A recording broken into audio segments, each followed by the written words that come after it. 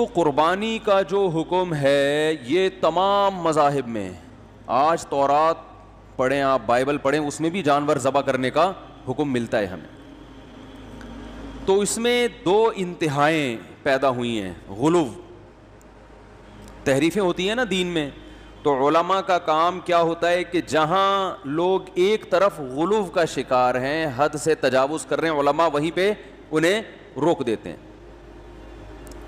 حضرت مفتی محمد شفیع صاحب رحمہ اللہ سے کسی نے کہا نا کہ یہ مولوی اپنے آپ کو دین کا ٹھیکیدار سمجھتے ہیں، یہ بتاتے ہیں کہ یہ ہمیں بتائیں گے کہ قرآن و حدیث کا مطلب کیا ہے. تو یہ ٹھیکیدار کب سے بنے ہوئے ہیں؟ یہ آج کل علماء کو بہت طعنہ دیا جاتا ہے کہ ہم ان سے کیوں سیکھیں. حضرت مفتی محمد شفیع صاحب جو بہت بڑے عالم تھے، حضرت مفتی تقی عثمانی صاحب کے والد، انہوں نے فرمایا ٹھیکیدار نہ سمجھیں، چوکیدار ہی سمجھ لیں. ہم دین کے ٹھیکیدار نہیں لیکن چوکیدار بہرحال ہیں. قرآن و سنت کے نام پہ کسی غلط چیز کو اندر آنے نہیں دیں گے، اسلام میں نہیں آنے دیں گے. آج صبح ایک فتویٰ پڑھا کسی امریکہ میں یا یو کے میں کسی مشہور عالم کا، ان محترم نے یہ فتویٰ دیا کہ لاک ڈاؤن کی وجہ سے بے روزگاری بہت زیادہ بڑھ گئی ہے، خاص طور پر انڈیا میں، اور قربانی میں مشکلات بھی ہیں. تو قربانی کے بجائے آپ کسی غریب کو یا کسی بے روزگار کو اس کے ساتھ تعاون کر لیں.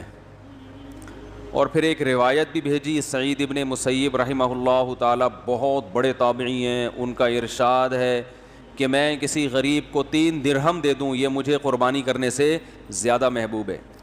دلائل سب کو سب طرح کے مل جاتے ہیں. جب کوئی بندہ ایک سمت میں چلنا شروع ہوتا ہے نا تو اس کو اپنے مطلب کے دلائل مل جاتے ہیں. عوام حوالوں سے متاثر ہوتی ہے، بھائی کتاب کا ریفرنس بھی المحلہ، حدیث کی کتاب، ریفرنس بھی سعید ابن مسیب بہت بڑے تابعی، ان کا ریفرنس بھی. تو کمنٹس میں لوگوں نے بڑا اپریشیٹ کیا ان کو، ماشاءاللہ زندہ باد. تو مجھے وہ امریکہ سے کسی نے بھیجا کہ بھائی یہ کیا ہے.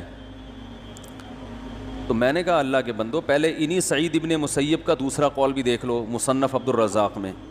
اس میں وہ فرماتے ہیں لَأَنْ اضحی بشاۃ احب الی من ان اتصدق ب100 درہم، میں ایک بکری ذبح کر دوں بقرعید والے دن، یہ مجھے زیادہ محبوب ہے کہ میں 100 درہم صدقہ کروں.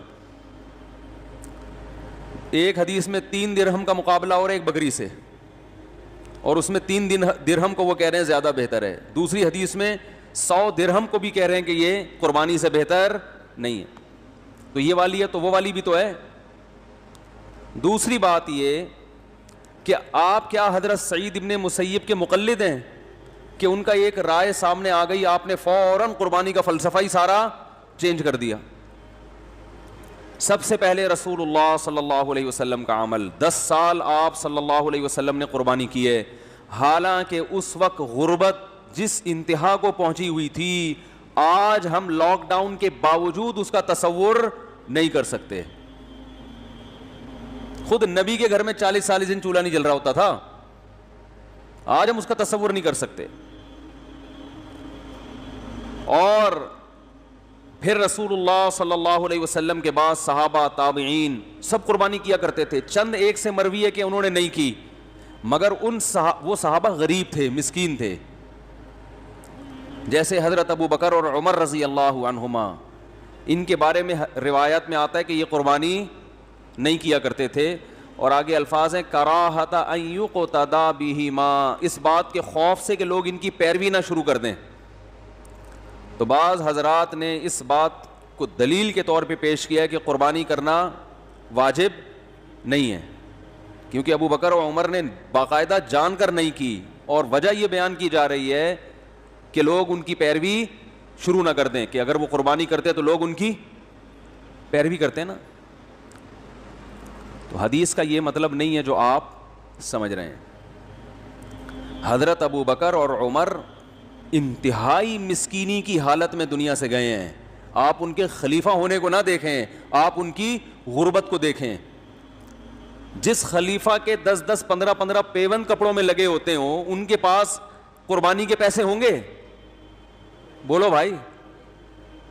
حضرت ابو بکر رضی اللہ تعالیٰ عنہ کے گھر میں ایک دن کچھ اچھا کھانا پکا کے دیا، حلوہ کوئی میٹھا.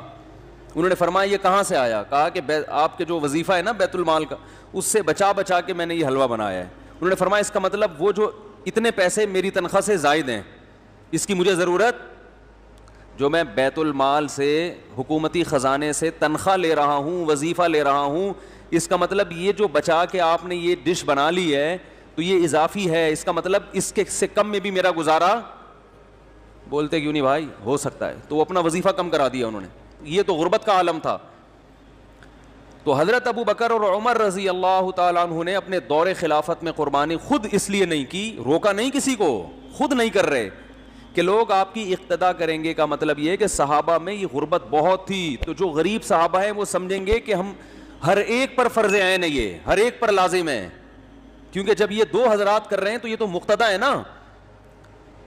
تو جن کے گھر میں کھانے کو روٹی نہیں ہے، جو بیچارے مٹی سے ملا دیا بھوک نے ان کو، وہ بھی بیچارے قرضے لے لے کے مجبور ہو کے کریں گے۔ تو اس خوف سے حضرت ابو بکر اور عمر نے نہیں کی، ورنہ یہ ممکن ہے کہ ایک چیز نبی صلی اللہ علیہ وسلم نے پابندی سے کی ہو، 10 سال تواتر سے کیا ہو ایک عمل، اور حضرت ابو بکر اور عمر باقاعدہ نہ کر کے لوگوں کو ترغیب دیں کہ نہیں کیا کرو، یہ عملی طور پر ممکن ہے کیا؟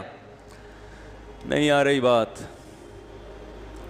خلفائے راشدین تو سنت پہ حریص تھے، جو کام نبی نے کیا وہ تو لوگوں کو اور زیادہ ترغیب دیتے تھے۔ تو صاف پتہ چلتا ہے کہ آپ یہ چاہتے ہیں کہ لوگ غریب پہ قربانی کو واجب، بولو بھائی، نہ سمجھیں، اور ہم بھی یہی کہتے ہیں کہ غریب آدمی پر قربانی واجب نہیں ہے، یہ مالداروں کا کام ہے۔ تو یہاں ایک ٹیکنیکل غلطی لوگوں سے ہوتی ہے کہ لوگ کہتے ہیں ہم تو مالدار ہیں نہیں۔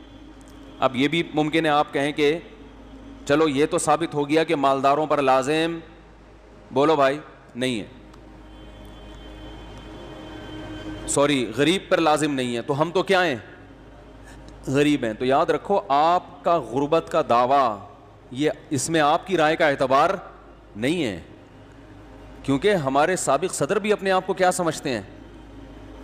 تو وہ بھی غریب سمجھتے ہیں کہ بھائی میرے بہت خرچے ہیں، میں نہیں افورڈ کر سکتا، میں اسٹیل مل کھا کے بیٹھا ہوں، پی آئی اے کھائے، میں نے تو بہت سی چیزیں رہ گئی ہیں ابھی، اور میرے خرچے پورے نہیں ہو رہے ہیں۔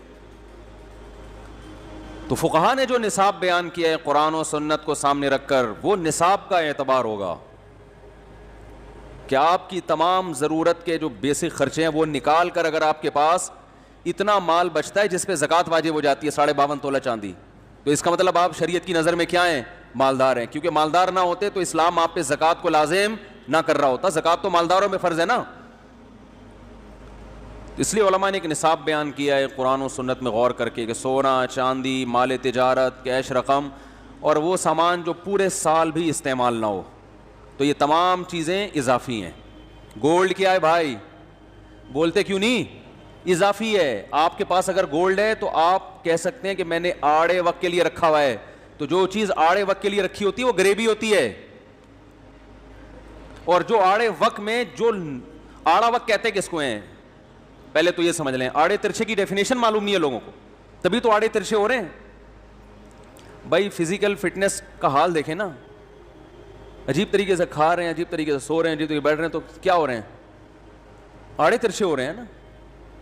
تو وجہ کیا ہے کہ ان کو پتہ ہی نہیں کہ آڑا ترچھا۔ ان سے بولو یار آپ کی توند کہاں جا رہی ہے، یہ کیا ہو رہا ہے، تو کہتے ہیں بہترین فٹ فاٹ۔ تو اس کا مطلب ہماری قوم کو آڑے ترچھے کا، بولو بھائی، نہیں پتہ۔ تو آڑا وقت کسے کہتے ہیں؟ آڑا وقت کی ڈیفینیشن یاد رکھیں، آڑا وقت اسے کہتے ہیں کہ آپ کے پاس کھانے کو روٹی نہ ہو، پہننے کو، بولتے کیوں نہیں بھائی، لباس نہ ہو، رہنے کو گھر، ذاتی گھر نہیں، گھر نہ ہو رہنے، یہ 3 چیزوں میں سے ایک چیز شارٹ ہو گئی تو سمجھ لو آڑا وقت آ گیا۔ تو فقہا بیان کرتے ہیں اگر آپ کے پاس رہائش کے لیے گھر ہے، چاہے اپنا ہو چاہے کرائے پر ہو، آپ کے پاس پہننے کے لیے کپڑے موجود ہیں، اور ایسے کپڑے جو سال میں ایک دفعہ بھی استعمال ہو جاتے ہیں، کتنا فقہا نے بڑا ظرف کیا اور کتنی بڑی گنجائش دی کہ بھئی وہ کپڑے ضرورت میں داخل ہیں جو سال میں ایک دفعہ بھی استعمال ہو رہے ہیں،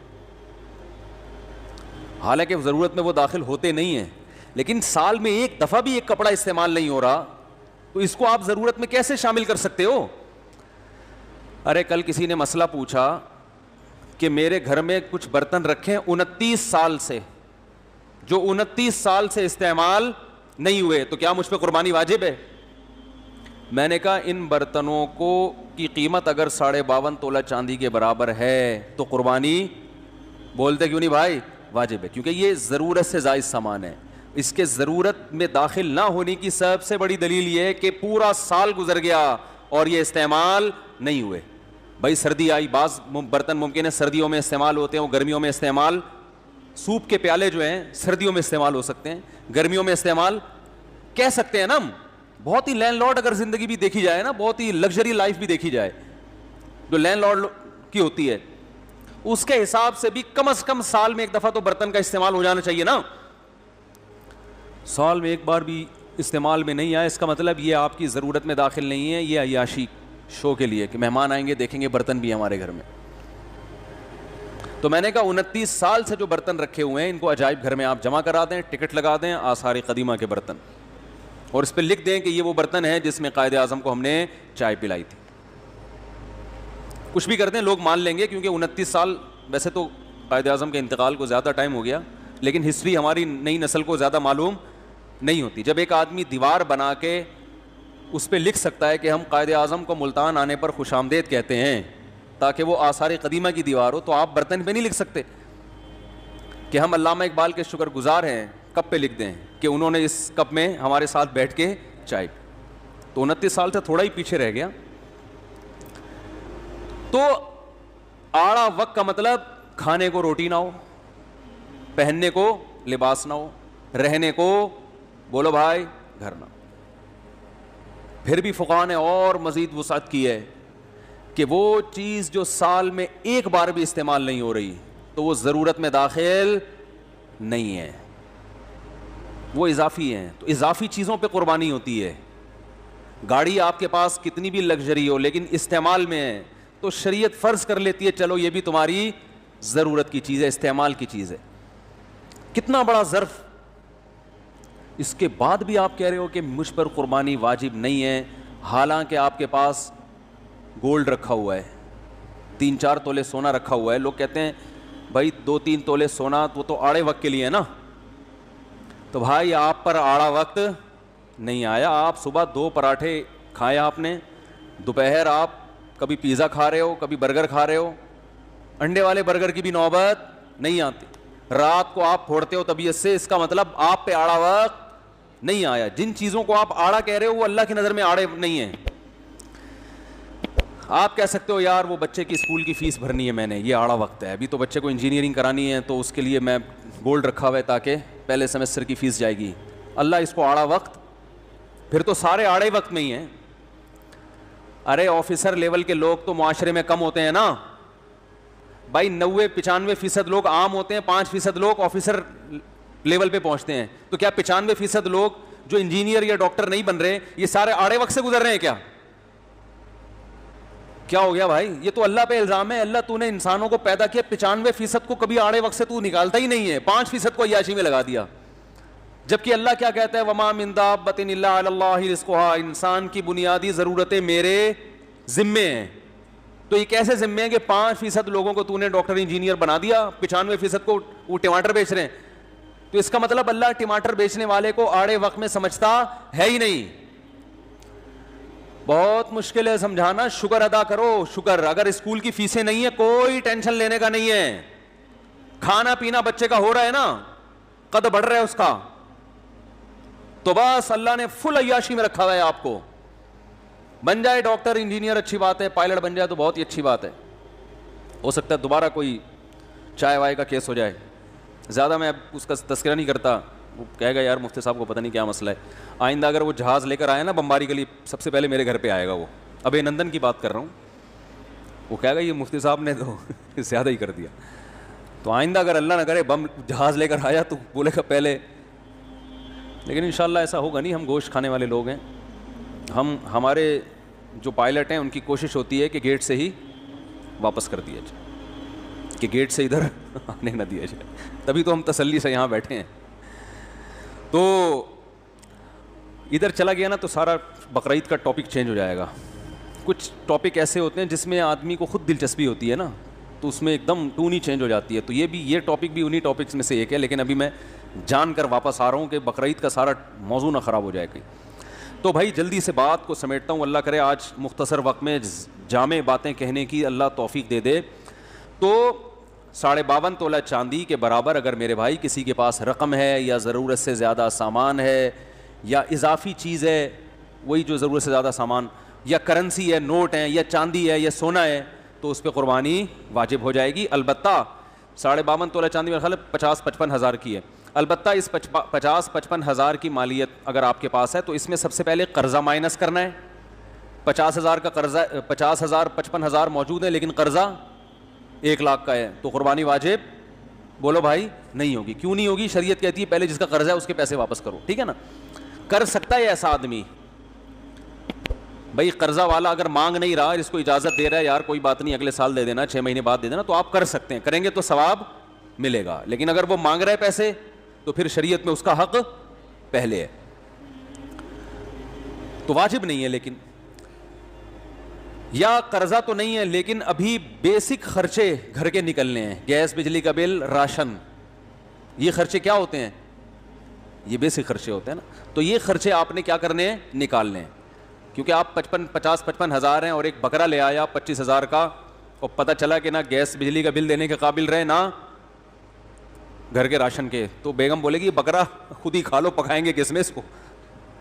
تو یہ بھی استطاعت نہیں ہے, اس کی علامت ہے کہ اس میں استطاعت نہیں ہے. تو یہ بیسک خرچے نکال کے بھی اگر 52.5 تولہ چاندی کے برابر رقم بچتی ہے تو پھر آپ بآسانی قربانی کر سکتے ہیں. اور حدیث کا یہی مطلب ہے, صحیح حدیث ہے, من وجد سعة لأن يضحي فلا يضحي فلا يقربن مصلانا. جس کے پاس گنجائش تھی قربانی کی, اب گنجائش ہو گئی نا آپ کے پاس, اب اس میں یہ نہیں دیکھنا بچے کو انجینئرنگ کروانی ہے تو اس کے NED کے پیسے جائیں گے, پھر تو میرے بھائی کبھی بھی کسی بھی چیز کی استطاعت ہو ہی نہیں سکتی, کیونکہ پھر آگے یہ بھی سوچنا ہے پھر بچے کی شادی بھی کرانی ہے, اس کے اتنے پیسے جائیں گے, پھر بچے کے اگر ولادت ہوئی اور بچے کے پاس پیسے نہ ہوئے تو پوتے کے خرچہ بھی اٹھانا ہے, پھر بچے کو اگر مستقبل میں بزنس کی ضرورت ہوئی, ڈاکٹر بن گیا, اپنی کلینک کھولنے کی ضرورت ہوئی, تو طارق روڈ میں کلینک بھی کھول کے دینی ہے, 2 کروڑ اس کے مائنس کر دو, پھر تو دنیا میں کوئی بھی کام آپ پر لازم نہیں ہوگا. اس لیے بس کھانا پینا لباس یہ ہے, باقی سب غریبیاں ہیں, باقی سب کیا ہیں؟ غریبیاں.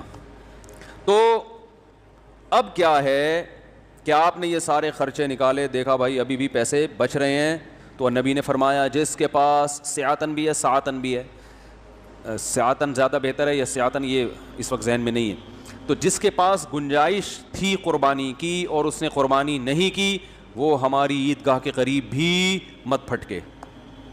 اور قربانی کے لازم ہونے کی ایک اور دلیل یہ بھی ہے کہ آپ صلی اللہ علیہ وسلم نے فرمایا جس نے عید کی نماز سے پہلے قربانی کی وہ گوشت ہے, وہ قربانی نہیں ہے, اسے چاہیے کہ وہ نماز کے بعد دوبارہ کرے. اگر یہ محض ایک مستحب عمل ہوتا تو آپ دوبارہ کرنے کا حکم دیتے, کہتے چلو ویسے بھی نفل چیز تھی, نیت کا ثواب تمہیں مل گیا ہے. ایک صحابی نے علم نہ ہونے کی وجہ سے بقرعید سے پہلے قربانی, نماز عید سے پہلے قربانی کر دی, تو آپ صلی اللہ علیہ وسلم نے فرمایا, انہوں نے کہا ان کو آپ نے اجازت دے دی کہ تمہارے لیے کافی ہے, تمہارے بعد کسی اور کے لیے کافی نہیں ہوگی. تو کافی نہ ہونا اس کی علامت ہے کہ یہ حکم معمولی حکم نہیں ہے.